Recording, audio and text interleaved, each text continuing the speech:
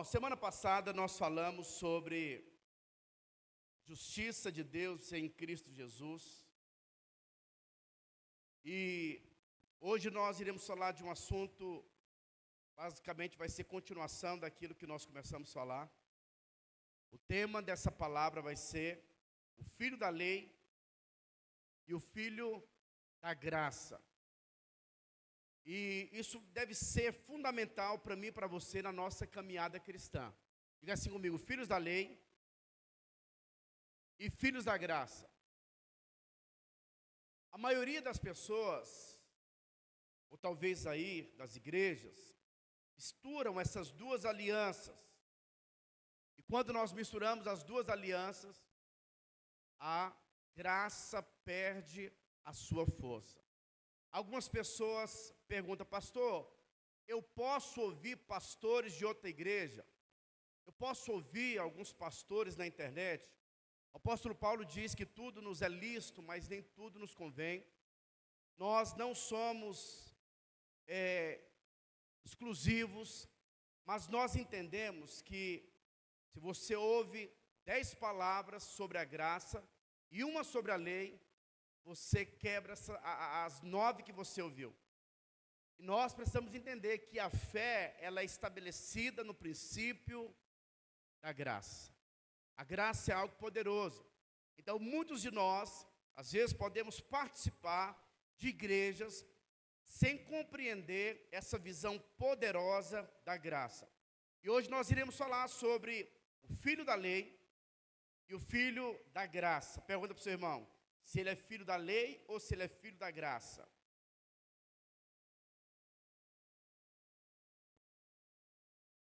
É interessante nós nos perguntarmos sobre esse assunto.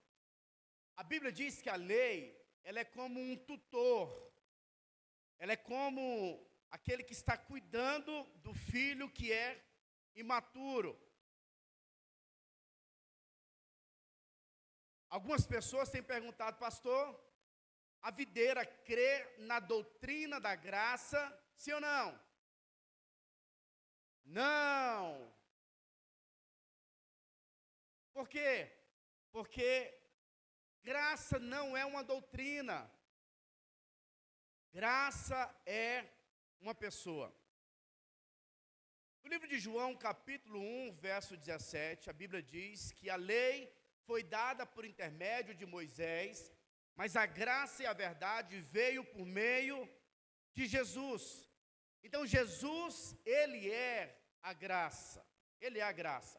Então os nossos olhos precisam estar fixos na graça. Aqueles que andam pela lei vivem ou têm um tutor, alguém que estará sempre lhe guiando. Aqueles que vivem pela graça, recebeu o Espírito no seu coração, e esse então se tornou filho de Deus.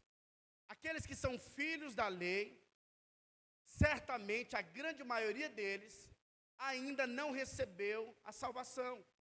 Porque eles querem de alguma forma, terem alguma condição para serem aceitos por Deus.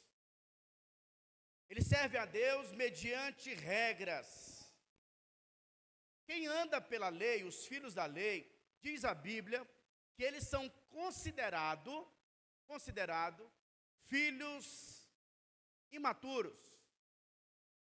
E por que eles são filhos imaturos? Porque eles têm a herança, mas também tem um tutor, e esse tutor está cuidando de toda a herança, porque esse filho ainda não tem maturidade suficiente para desfrutar da herança. E quem está qualificado para desfrutar da herança do Senhor? Aqueles que receberam o Espírito de Cristo. Diga assim comigo: eu recebi o Espírito de Cristo. Mais uma vez. O centro da nova aliança é a filiação.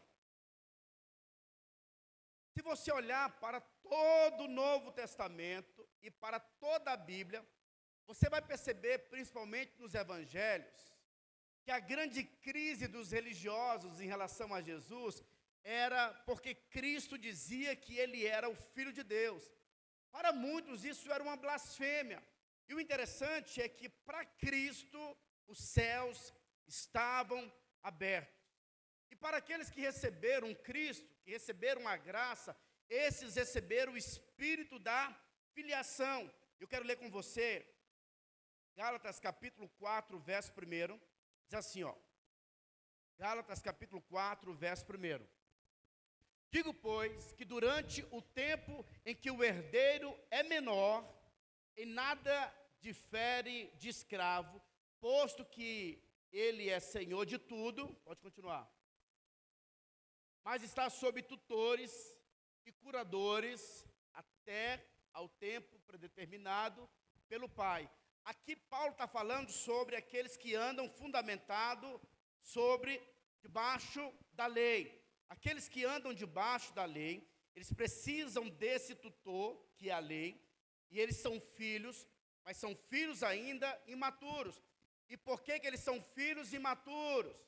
Porque não tem como ninguém servir a Deus fundamentado em condições. Nenhum homem é tão bom o suficiente para cumprir todos os mandamentos do Senhor. Eu quero deixar muito claro para você hoje, que quando nós falamos sobre mandamentos, nós não falamos apenas acerca dos 10 mandamentos. A Bíblia fala sobre 613 mandamentos. Eram os mandamentos cerimoniais, eram os mandamentos morais e os 10 mandamentos. Mas todos esses mandamentos vieram dos 10 mandamentos. O apóstolo Paulo diz no livro de Romanos, capítulo 3, verso 19, que a lei foi dada para que toda boca se calasse e todo homem se tornasse culpável diante de Deus. Quando a lei é posta para os homens, ela é posta para que todos os homens reconheçam que eles necessitam de um Salvador. A lei, quando ela é posta, o homem então reconhece a sua condição. Mas ainda hoje nós temos muitas pessoas que vivem debaixo de angústia, por quê?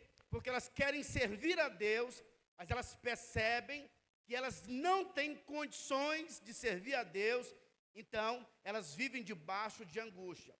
Nós costumamos dizer o seguinte: existem 2 tipos de pessoas que andam na lei. 2 tipos de pessoas. O primeiro grupo de pessoas são aqueles que andam no princípio da hipocrisia.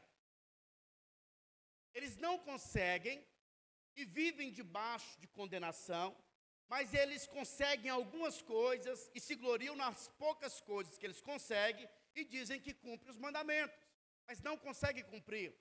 E não conseguem cumprir por quê? Há erro nos 10 mandamentos, sim ou não? Não. Há erro nos homens.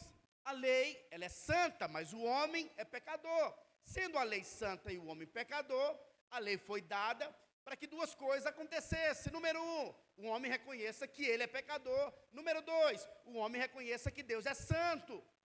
E ele não tem acesso a Deus. Então, quem vive fundamentado na lei, torna-se um escravo. Porque ele é herdeiro, mas ele não tem fé de pedir nada para Deus, porque ele percebe que ele não tem condições. Ele vive debaixo de condenação. Então ele não vai orar, por quê? Porque ele percebe que ele é um pecador, porque a lei mostra a nossa condição.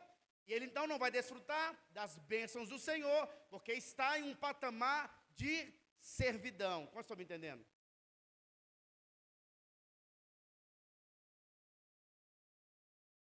Então, por causa disso, aqueles que têm andado no princípio da lei, não desenvolvem a sua fé espiritual. Nós não somos contra a lei. Nós só entendemos que a lei é como um espelho. Ela sempre vai mostrar a nossa realidade, a nossa condição. E nós queremos sair do nível de escravidão para entrarmos no nível da filiação. Só haverá novo nascimento, só haverá vida cristã bem-sucedida quando nós entendemos que somos filhos da graça, filhos do favor imerecido. Eu quero que você entenda muito bem que ser filho da graça não é uma autorização para você viver uma vida promíscua, uma vida de libertinagem. Pelo contrário, a responsabilidade de quem é filho da graça é uma responsabilidade ainda maior. Segundo princípio, ou talvez segunda lição que eu quero compartilhar com vocês hoje, é que existe dois tipos de filhos. Existe o filho da lei, existe o filho da graça. E nós podemos ver essas verdades no livro de Lucas, capítulo 15. Não sei se os irmãos lembram, Jesus conta uma parábola. A parábola é uma das parábolas mais conhecidas, é a parábola do filho pródigo.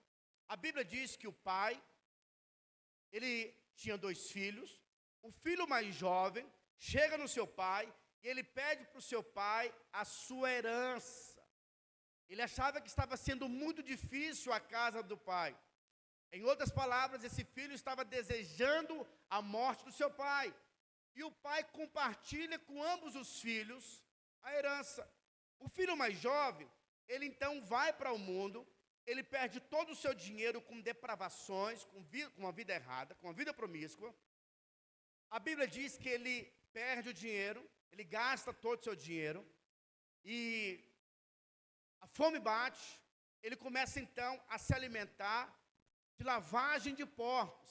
E o interessante, quando você começa a compreender um pouco sobre a história dos judeus, a expressão de comer comida de porcos é o nível mais baixo para um judeu. O porco é um animal imundo. Então ele chegou no fundo do poço. Mas a Bíblia diz que, caindo em si, esse jovem, ele pensa no seu pai. Ele diz: olha, eu me levantarei e eu irei para a casa do meu pai, e eu vou falar: pai, eu pequei diante dos céus e diante de ti, já não sou mais digno de ser chamado teu filho, considera-me como um dos teus trabalhadores. Esse filho, ele morava na casa do pai, mas ele não compreendia o amor do pai em relação à sua vida. Isso acontece muito conosco. Às vezes nós estamos inseridos no corpo de Cristo, na igreja, mas nós achamos às vezes que não somos amados por Deus. Esse filho, ele sabia que ele poderia voltar para a casa do pai, mas ele estava em dúvida se o pai ia aceitá-lo ou não, porque ele não conhecia o amor do pai. Uma das coisas que Deus tem falado muito ao meu coração ultimamente, ontem eu compartilhei sobre isso, é que hoje eu acredito que o diabo não dá dinheiro para as pessoas. Até o ímpio, quando tem dinheiro, é Deus que dá. Na verdade, é o diabo quem tira. No livro de Jó, a Bíblia diz que quando o diabo vai diante do trono de Deus, Deus se orgulha de Jó e diz: olha, meu servo, homem reto, fiel, temente a Deus, e que se desvia do pecado. E Deus fala para Satanás, e Satanás fala: mas o Senhor o cerca com a tua bondade, deixa eu tocar nas bênçãos de Jó. E Deus diz: olha, você pode tocar em tudo, menos na sua vida. Qual foi a primeira coisa que o diabo fez? Tirou os bens de Jó. Então o diabo é quem tira. E a extravagante graça de Deus, até o ímpio, quando prospera, isso é graça de Deus. Isso é bondade de Deus. Não é o diabo dando, não. É a extravagante graça de Deus. Mas infelizmente essas pessoas só têm recurso, mas não têm propósito. Continua debaixo de um vazio. Então, quando nós entendemos que o diabo tira, ele não tem nada para nos oferecer, aí você entende o quanto Deus é bom e poderoso. E a Bíblia diz então que o pai dá para o filho, e ele vai viver de uma vida de uma forma irresponsável. Mas ele volta para a casa do pai. E o interessante é que o pai não foi atrás do filho, mas o pai aguardava o filho retornar. Quando o filho retorna, ele vem com o discurso e diz: pai, eu pequei diante do céu, diante de ti, já não sou digno de ser chamado teu filho. Trata-me como um dos teus trabalhadores. O pai nem permite que ele termine de falar. Pede então para que tragam sandália para os seus pés, mostrando que a nossa caminhada precisa ser transformada. Tragam novas vestimentas. O pai correu para o filho, o abraçou e o beijou, não se incomodando com o cheiro do filho. E a Bíblia diz que o pai também coloca um anel no dedo do filho. Esse anel é algo simbólico, era um cartão de crédito. Naquela época não existia dinheiro e a maneira de alguém comprar era com carimbo do anel que ele tinha no dedo. O pai estava restaurando a posição do filho. Aquele filho, então, agora passa a conhecer algo que ele não conhecia, porque a medida do seu conhecimento em relação ao pai era muito baixo. Ele achava que o pai iria aceitá-lo, mas como um dos trabalhadores. Por quê? Porque ele não conhecia o coração do pai. O pai, então, pede para que faça uma festa, mate o novilho. O irmão mais velho vem do campo, e quando ele volta, ele pergunta: o que está acontecendo? Perguntou para um dos criadores. E aí o criador diz: olha, na verdade, o teu irmão que estava perdido foi encontrado, e o teu pai então decidiu fazer uma festa. E aí ele fica indignado com aquela situação.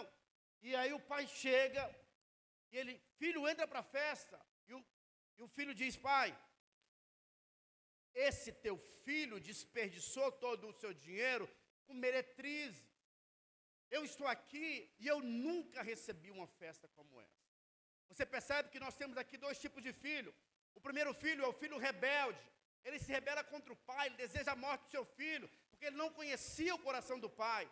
Mas nós temos também um outro filho, que é o filho que anda no merecimento, o filho que anda na justiça própria, o filho que é um religioso. Ele tenta receber alguma coisa do pai, fundamentado nas suas obras. Ele tinha de tudo, fazia de tudo, mas não desfrutava de nada. Ele queria se relacionar com Deus fundamentado nas suas obras, porque ele não conhecia o amor do pai. Ele não conhecia que ele tinha direitos diante do pai.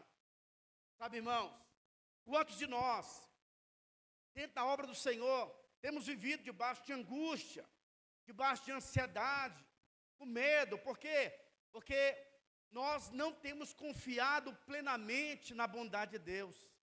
Não temos confiado no amor de Deus em relação às nossas vidas. Se a nossa alma está sendo agitada, perturbada, é porque, na verdade, ainda nós não compreendemos o quanto nós somos amados pelo Senhor. Alguém pode perguntar: pastor, o meu problema é um problema emocional. Pastor, meu problema é um problema financeiro. Pastor, meu problema é no meu casamento. Não teria como o Senhor pregar sobre esse assunto? Deixa eu te falar, a palavra de Deus é uma espada. E à medida em que nós anunciamos essa mensagem, independente do assunto que estejamos falando, ela tem o poder de suprir todas as tuas necessidades. Os dois filhos conheciam o pai, mas de uma maneira superficial. O nome da parábola é a parábola do filho pródigo, mas nós poderíamos falar, o nome dessa parábola talvez poderia ser palavra do pai incrível, ou do pai amoroso. A figura principal dessa mensagem é o personagem do pai. O pai correu em direção ao seu filho, o pai o abraçou, o pai o beijou, o pai pediu para que trouxesse roupas limpas, o pai pediu para que trouxesse sandálias, o pai pediu para que colocasse no seu dedo um novo anel, e o pai então disse: vamos festejar, porque o meu filho estava perdido e foi achado. Esse é o coração do pai. Sabe, se fosse um pai natural, certamente o pai iria colocar algumas condições, iria falar: agora, filho, você vai comer na minha mão, agora você vai encontrar a minha ira e a minha punição. Mas você percebe que aqui Jesus está revelando o verdadeiro coração do pai, que é o coração do amor. E o interessante é que as nossas vidas só será transformada quando nós compreendermos o quanto nós somos amados pelo Senhor. A mudança não acontece de fora para dentro, mas acontece de dentro para fora. Então você vai perceber que a lei, os 10 mandamentos, é algo externo, são condições que o homem tem que fazer para poder merecer alguma coisa. E a ideia dos 10 mandamentos é que o homem chegue no seu limite e entenda que ele não tem a habilidade ou a capacidade de cumprir o padrão de Deus. E o padrão de Deus só pode ser cumprido em Cristo Jesus. O pai o viu de longe. A atitude desse pai, talvez, para alguns, poderia ser uma atitude irresponsável. Porque talvez o pai soubesse que o filho está passando fome e ele não vai atrás. Ou talvez o pai o aceita mesmo diante de toda essa irresponsabilidade do filho. Aqui a Bíblia deixa muito claro que o que transforma a vida do homem não é a punição, mas é o amor de Deus sendo liberado. É entendermos o quanto nós somos amados. Eu fico pensando, por que esse filho saiu de casa? Ele não conhecia o pai. E por que o irmão que ficou na casa do pai ficou tão indignado? Você tem que começar a meditar na Bíblia. Começar a pensar. Talvez esse irmão mais novo era o melhor amigo do mais velho. Saíssem juntos. A minha esposa diz que quando ela converteu, aconteceu uma briga entre as irmãs. Por quê? Porque agora não tem mais compatibilidade. A minha esposa era amiga de sair com a irmã, mas agora não tem mais essa amizade. E pode gerar uma revolta. Talvez aconteceu isso entre esses irmãos. Ele tivesse pensado, poxa vida, e a nossa amizade? E a consideração que ele tem? Ou talvez ele tivesse inveja do seu irmão, brigassem muito, e agora ele tomou a dor do pai. Porque o irmão pegou o recurso, foi embora, desejando a morte do seu pai, e agora ele tem o espírito da justiça. A justiça própria está dominando o seu coração. E como é danoso o ressentimento. A Bíblia diz que quando você vive ressentido, você não consegue ver a bondade que o cerca. Desperdiçou todo o recurso com meretrizes, ele volta, o Senhor faz uma festa. Eu estou aqui te servindo, o Senhor nunca fez uma festa para mim. Mentira! Esse cara está morando na casa do pai, tem roupa lavada, porque o filho mais novo denunciou. O filho mais novo falou o seguinte, olha, até os servos do meu pai são bem tratados na casa do meu pai. Imagina os filhos. Então o filho mais velho, ele era bem tratado. Tinha comidinha pronta na hora, mas ele não conseguia ver a bondade que o cercava. Por quê? Por causa da justiça própria. Por causa do ressentimento. Pessoas que são rancorosas não conseguem ver a bondade que o cerca. E a Bíblia então diz que ele disse, olha, esse teu filho, não o chamou de irmão. Porque o ressentimento gera isso. O ressentimento é como se fosse um veneno que você quer matar o outro, mas está matando a si mesmo. A sua energia está sendo drenada no ressentimento. Mas nenhum dos dois conhecia o coração do pai. E a Bíblia diz então que o pai faz uma festa, porque o pai gosta de celebrar. O pai é aquele que supre, o pai é aquele que ama, e essa deve ser uma revelação na minha e na sua vida. Diga amém por isso. No livro de João, capítulo 8, verso 32, está escrito assim, ó. E conhecereis a verdade, e a verdade vos... Aí ele continua dizendo, se o Filho vos libertar, verdadeiramente sereis livre. E conhecereis a verdade vos... Mais uma vez. E conhecereis a verdade vos... Tem muitas igrejas que fazem campanhas de libertação. Quando eu converti, Eu lembro que Deus começou a me usar com cura divina, e uma das experiências mais fantásticas para o novo convertido é essa área. Nós fomos no encontro aqui em Barretos, foi a primeira experiência do Lucas Barbosa para expulsar um demônio. E aí, tinha uma pessoa lá que estava um pouco meio que debaixo de opressão. Eu falei para o Lucas Barbosa, põe a mão na coluna, nas costas dessa pessoa. Quando o Lucas colocou a mão nas costas, o demônio estava alojado naquele lugar, e a pessoa ficou possessa, o irmão ficou assim perplexo, porque é uma experiência boa. E quando eu me converti, eu comecei a comprar livros de libertação. E qual que é o perigo de comprar livros sobre esse assunto? É porque os autores colocam o diabo como sendo super-herói, como sendo o todo-poderoso, aquele que é forte. Mas a Bíblia diz, no livro de João, capítulo 8, verso 44, que a única arma que o diabo tem contra os eleitos de Deus é a mentira. Ele é o pai da mentira. No livro de Mateus, capítulo 28, verso 18, diz que toda a autoridade foi tirada dele, ele não tem mais poder. A autoridade foi dada ao Filho de Deus. No livro de Lucas, a Bíblia diz que nós não devemos temer ao diabo, porque obra nenhuma terá poder contra as nossas vidas. Agora, a verdadeira libertação para mim e para você é a libertação da filiação. Só se torna filho de Deus quem crê no Cristo que libera vida para o nosso espírito. No livro de Gálatas, capítulo 4, verso 6, diz assim, ó. E porque vós sois filhos, enviou Deus ao nosso coração o Espírito de seu Filho, que clamamos, Abba, Pai.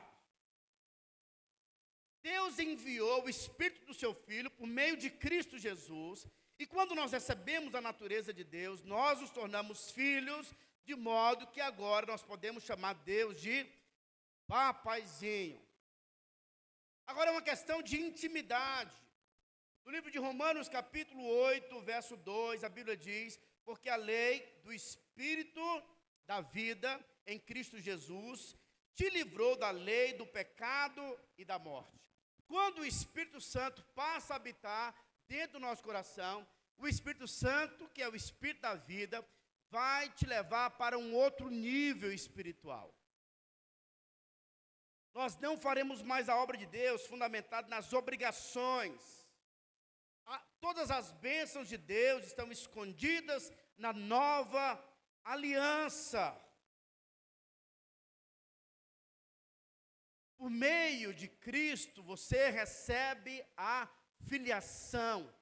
E agora você se torna filho da graça. E o que seria ser filho da graça? É você receber sem você merecer.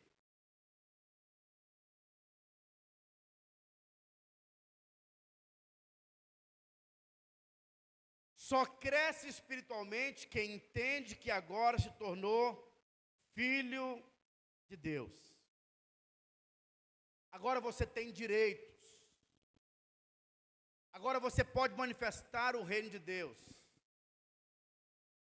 A Bíblia diz que Cristo, ele era o unigênito do Pai. Era o único. Agora ele se torna o primogênito. O primeiro entre muitos irmãos. Por quê? Porque todos aqueles que o receberam, ele nos deu o poder de nos tornarmos filhos de Deus. Você já imaginou nessa loucura? E tudo isso acontece pela fé.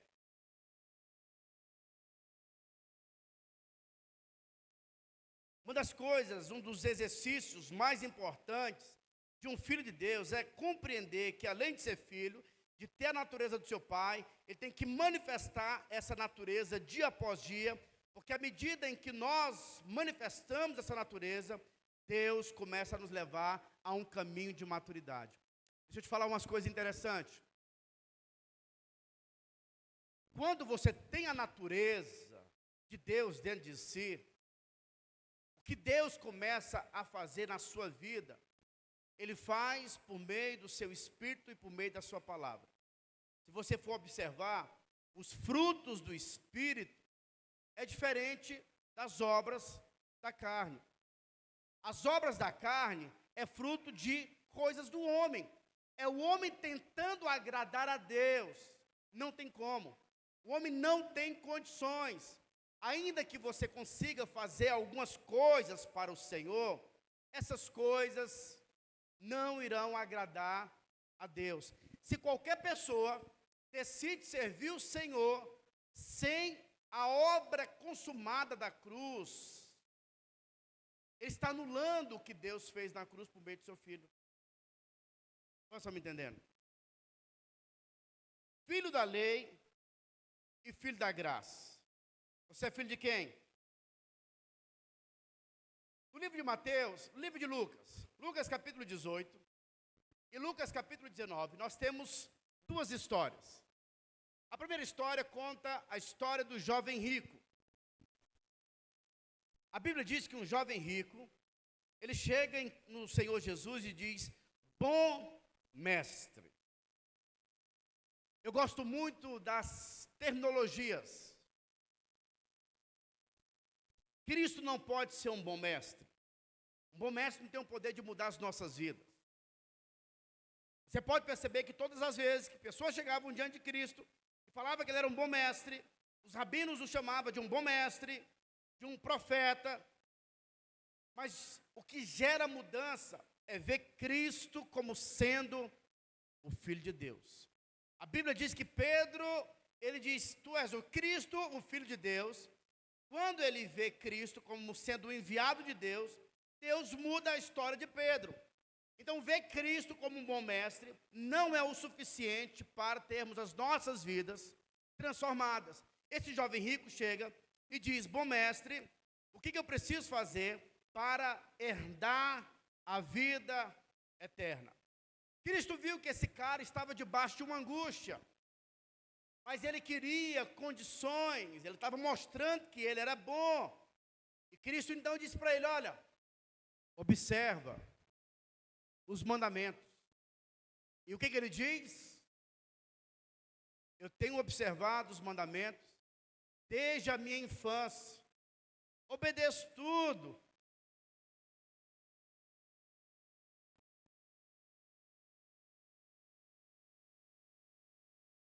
Paulo diz, Romanos capítulo 3, verso 19, a lei é posta para que toda boca se cale. A boca do cara não calou. Ele não foi humilde. Eu não sei se você sabe, mas um treinador, aqueles caras que pula, não sei qual que é o nome daquele salto que eles... Tem algum atleta aqui? Salto com vara. Então o que acontece? Quando os caras começam a treinar, eles vão de glória em glória. Então, o professor coloca para eles irem em uma altura que eles conseguem, aí depois coloca uma altura um pouco mais elevada, e ele então vai aumentando. Se o professor já colocasse a altura final que ele desejava, o aluno certamente não iria conseguir, ou talvez se limitaria. Cristo já colocou o ponto máximo para esse jovem, para que ele falasse: Senhor, entendi, Senhor, não consigo. Mas aqui o cara diz: não, Senhor, fica tranquilo, já tenho observado isso a minha vida, a minha infância inteira. Eu tenho olhado para os 10 mandamentos. Mas certamente, ele estava pensando assim: poxa, eu não estou matando, não estou roubando, então eu tenho olhado os 10 mandamentos. Normalmente as pessoas, quando elas falam sobre servir a Deus, e elas também acham que vão para o céu, porque elas se comparam com o criminoso. Mas o nosso padrão não é o criminoso, o nosso padrão é Cristo, que é o perfeito. Então Jesus coloca um alto padrão para esse cara. Mas ele então começa a se justificar. O orgulho é muito maior do que a humildade. Na verdade, não tinha humildade nenhuma. E Jesus então diz a ele: olha, se você quer ser perfeito, se quer ser perfeito, Mateus capítulo 19, verso 21.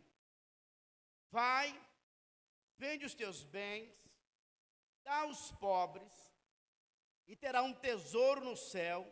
Depois você vem e me segue. O que aconteceu, irmãos? Esse cara se entristeceu. Por quê?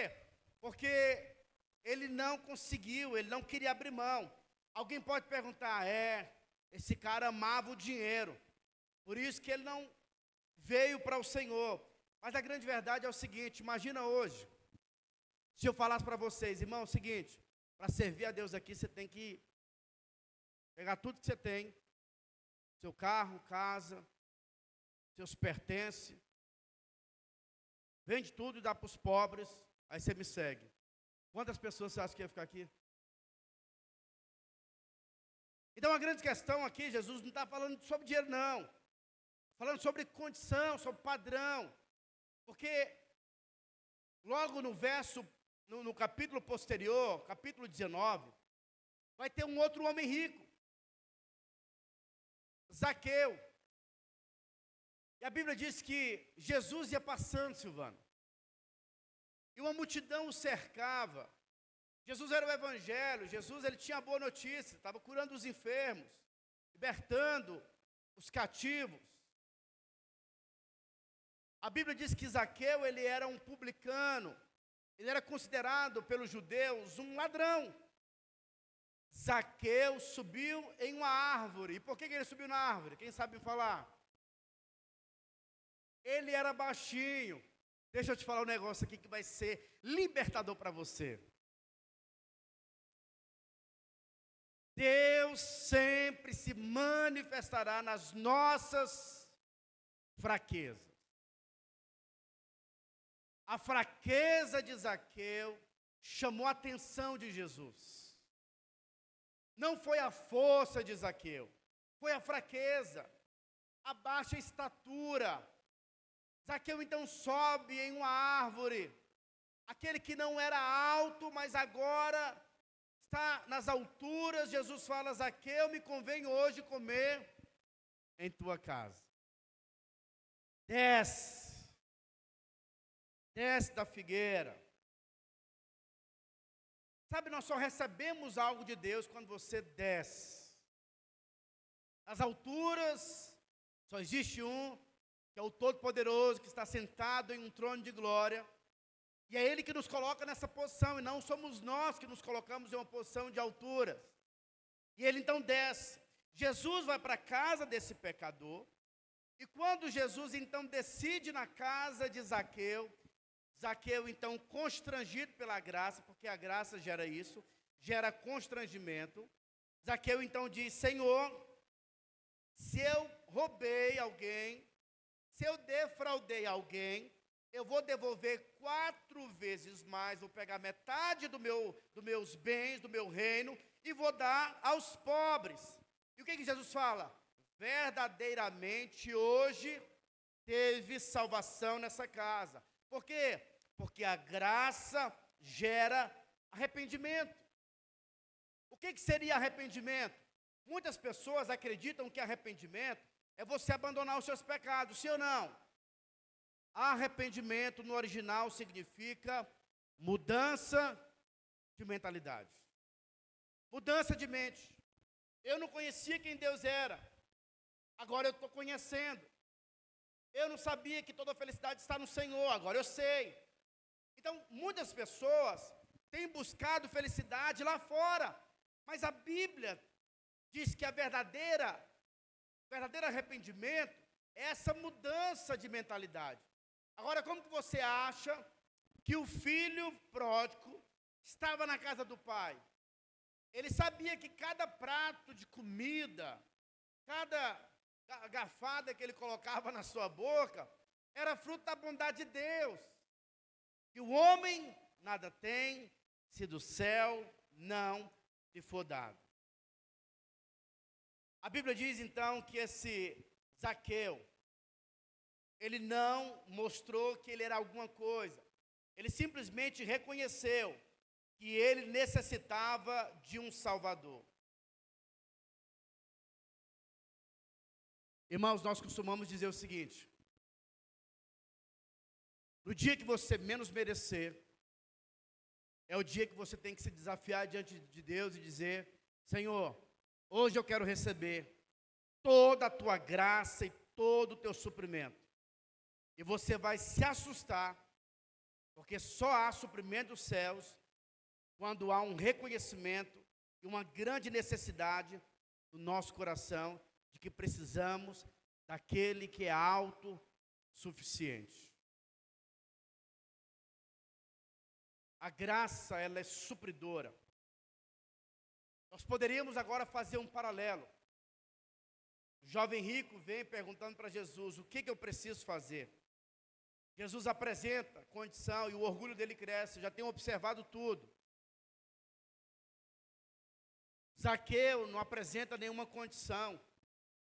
Ele simplesmente decide receber. Ele sabia que ele não merecia. Havia muitas pessoas que o consideravam como sendo um pecador. Ele sabia da condição dele. E quando Cristo veio na sua casa, ele falou o seguinte: isso é a favor demais de Deus.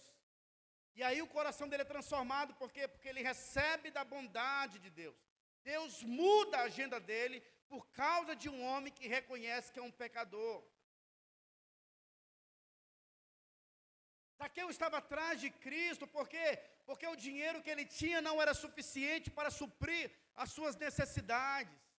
Tinha necessidade que só poderia ser suprida com aquele que é generoso para nos dar infinitamente mais do que tudo que pedimos, pensamos ou imaginamos.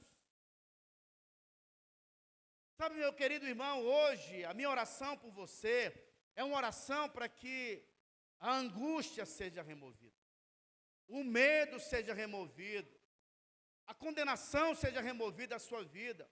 Quantos de nós não temos avançado porque andamos fundamentados nas nossas condições e nos nossos méritos? Para de olhar para as suas obras e olha para a obra de Cristo, que foi absoluta e perfeita. E por meio da sua obra, há suprimento disponível para aqueles que recebem pela fé.